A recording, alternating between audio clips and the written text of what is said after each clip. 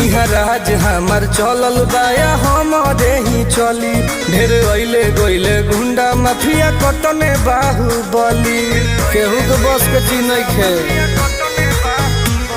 इहा राज हमार चलल बाया हमारे ही चली।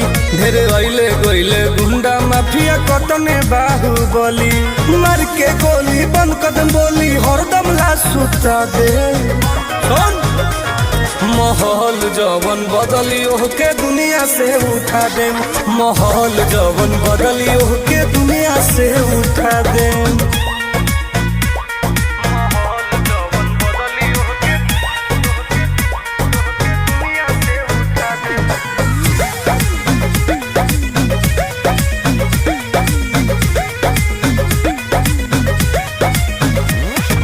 पुलिस प्रशासन सरकार बा